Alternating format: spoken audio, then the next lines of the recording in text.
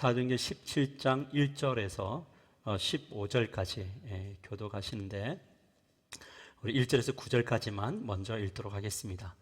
사도행전 17장 1절에서 15절인데 1절에서 9절까지만 교독합니다. 그들이 암비볼리와 아볼로니아로 다녀가 데살로니가에 이르니 거기 유대인의 회당이 있는지라.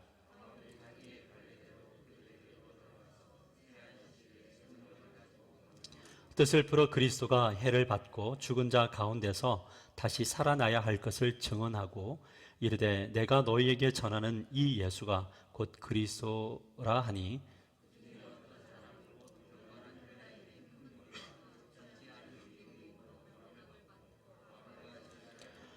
그러나 유대인들은 시기하여 저자의 어떤 불량한 사람들을 데리고 때를 지어 성을 소동하게 하여 야손의 집에 침입하여 그들을 백성에게 끌어내려고 찾았으나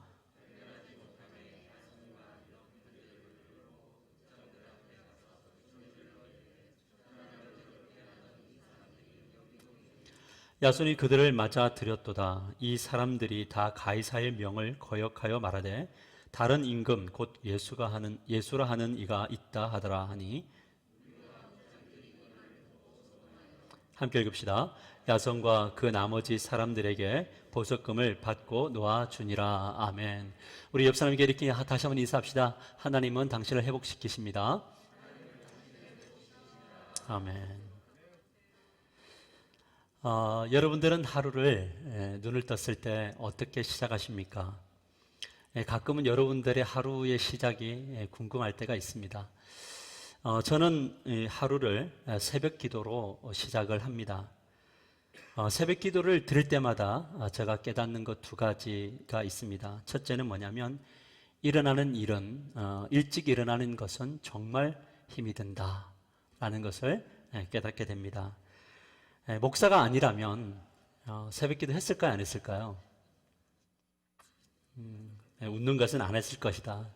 여러분들의 판단이 맞아요. 참 쉽지 않았을 것 같다.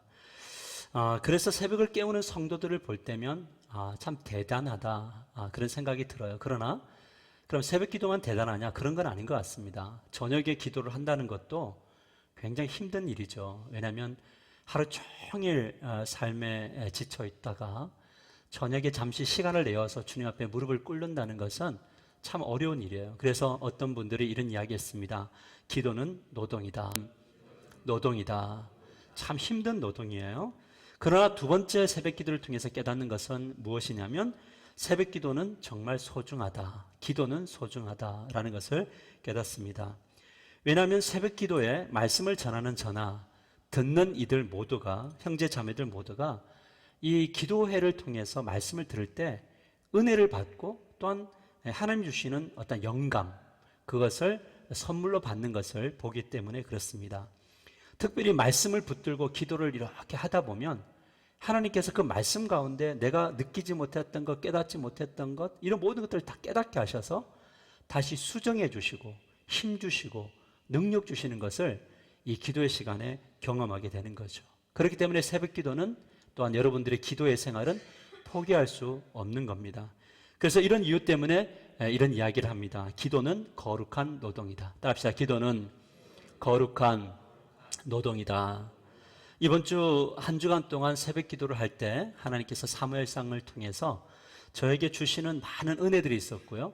저에게 끊임없이 도전하시며 질문했던 내용이 있습니다. 그게 바로 무엇이냐면 하나님의 백성된 자들이 신앙생활을 할 때 상황이 어떠하든 어떤 상황에 놓이든지 간에 놓칠 수 없는 한 가지가 무엇인 것 같으냐라고 저에게 질문을 계속 하셨어요. 그래서 제가 하나님 앞에 저의 생각들을 이것 아닙니까? 이것 아닙니까? 라고 대답을 했습니다. 그런데 기도를 통해서 하나님이 주시는 성령이 주시는 감동은 무엇이냐면 너가 놓치지 말아야 될 건 뭐냐면 너희를 향한 나의 마음을 너가 좀 제대로 이해했으면 좋겠다 라는 그 마음을 주시더라고요. 하나님이 나를 어떻게 생각하실까? 여러분 이것이 바로 신앙의 핵심이라는 거예요. 우리가 신앙생활하면서 진짜 기도하면서 얻어야 될 것은 무엇이냐면 하나님이 나를 어떻게 바라보고 계시는가? 여러분 그렇다면 저와 여러분을 향한 하나님의 마음은 무엇입니까? 그것은 바로 하나님은 우리를 사랑하신다라는 겁니다. 아멘입니까? 하나님은 여러분을 사랑하십니다. 이 사무엘상을 통해서 제가 그것을 느꼈는데, 이번에 우리 아들이 이제 군대를 갔잖아요. 월요일 날 이렇게 보내주고 오면서 아들을 위해서 기도를 이렇게 하게 되는데 깨달은 게 있었어요. 이제 차 안에서 이렇게 타고 가는데 예전처럼 주차를 하고 들어가서 입영소 안에까지 들어갈 수 없어서 차를 타고 가다가 내려줘야 될 상황이었어요. 그래서 이제 아들이 이제 마지막으로 같이 이제 식사를 하는데 아들이 냉면을 되게 좋아하거든요. 그 냉면을 한 젓갈을 탁 뜨더니 못 먹겠다는 거예요. 이제 헤어짐에 대한 어떤 그 아픔이었겠죠. 아이도 처음 헤어지는 거니까. 그래서 이제 밥을 먹고 차를 타고 가면서 이제 그 문 앞에서 내려주기 전에 내가 그 아이를 꼭 안고 사랑한다 아들 하고 내가 뽀뽀를 보내다 해주고 아들이 또 엄마 쪽으로 뒤를 돌아봐서 인사를 하고 문을 황급히 열고 탁 나가더라고요. 그 나가면서 손을 흔들어 주면 참 좋겠는데 이놈이 뒤도 안 돌아보고 가는 거예요. 그래서 저놈이 뒤도 안 돌아보네 하는 순간 딱 돌아서는데 그 아이 눈과 나의 눈이 마주쳤는데 아들의 눈에 눈물이 글썽거리는 것을 보았어요. 돌아오는 내내 그 잔상이 남잖아요. 아이가 눈물을 흘리고 가는 그 모습. 그래서 너무 마음이 아프고 그 짧은 시간인데 너무 보고 싶은 거예요. 나에게도 우리 아들을 향한 이런 사랑이 있구나. 근데 기도하는데 그 마음이 어떻게 적용이 되냐면 하나님이 우리를 바라보실 때 우리가 하나님의 사명을 감당하고 걸어갈 때 아니면 우리의 어려움 속에서 헤매고 있을 때 하나님이 우리를 바라보실 때 하루 종일 내가 아들을 생각한 것처럼 하나님이 여러분을 생각하고 여러분 곁에 있어 여러분에게 힘을 주시는 그런 분이심을 믿으시길 바랍니다. 하나님은 여러분을 떠난 적이 없어요.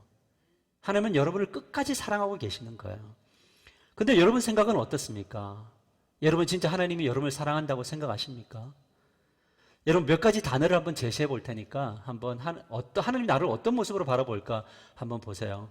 사랑, 애증, 인내, 안타까움, 미움, 실망, 분노, 무관심. 하나님은 여러분을 어떻게 보고 계시는 것 같아요? 사랑이라는 단어가 확 오나요?